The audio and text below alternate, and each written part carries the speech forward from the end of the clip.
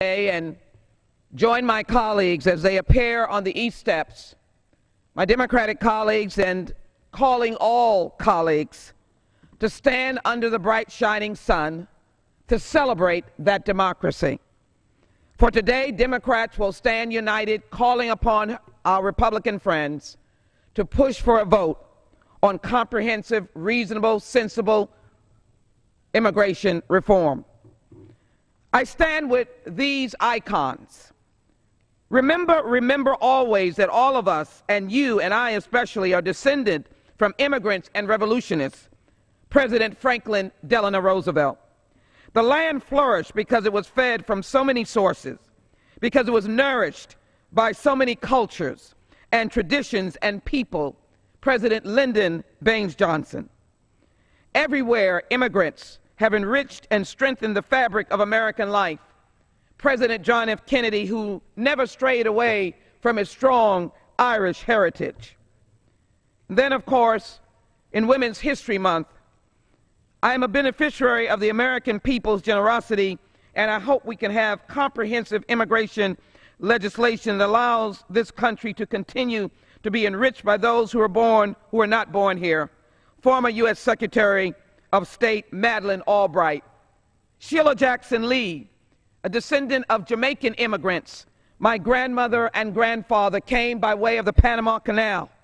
Today I can go to the Panama Canal and see my grandfather's name etched there, for he worked with his hands to build the Panama Canal.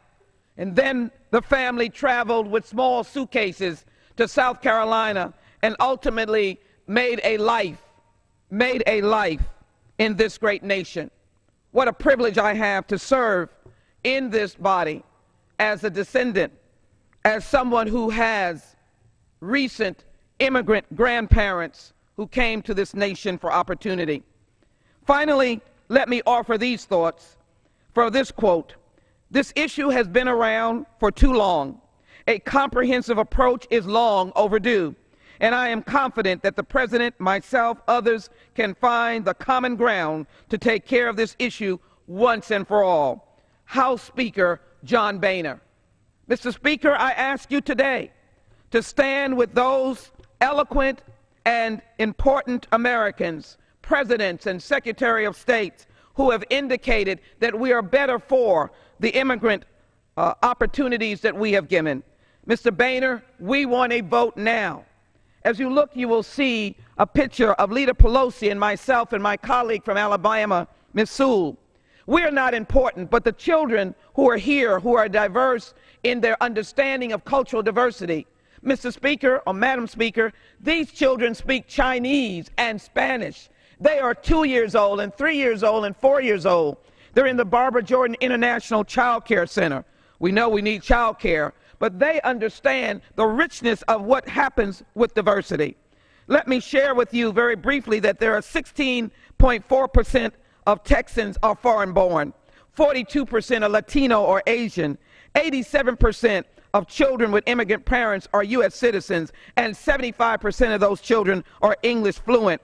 These are individuals who want to contribute to America. Asian-owned businesses in Texas create $40.2 billion in income or revenue. Latino-owned creates $61.9 billion in revenue from the businesses. And here is the results of deporting rather than putting forward a comprehensive immigration reform legislation, not for people who want to do you harm, but they want to do you good. And I am glad that H.R. 1417 is in the bill that we want to vote on. That's the bipartisan Homeland Security bill that I helped write that came out in a bipartisan manner.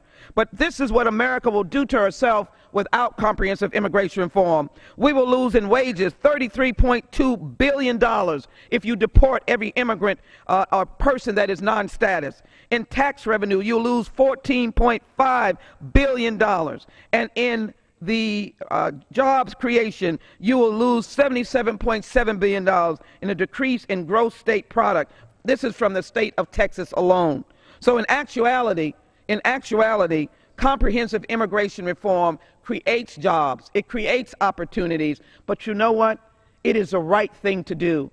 As a young child, I look to the Statue of Liberty for such inspiration. I remember school trips going to the Statue of Liberty, and I'm reminded of that standing arm that said it welcomes those who are worn. The gentlewoman's time has expired. It welcomes them to the greatest democracy in the world. Give us a vote right now. We want to vote for immigration reform, comprehensive immigration reform. We want these children to grow up in a democracy. The gentlewoman's time has expired. I yield back. The gentlewoman's time has expired.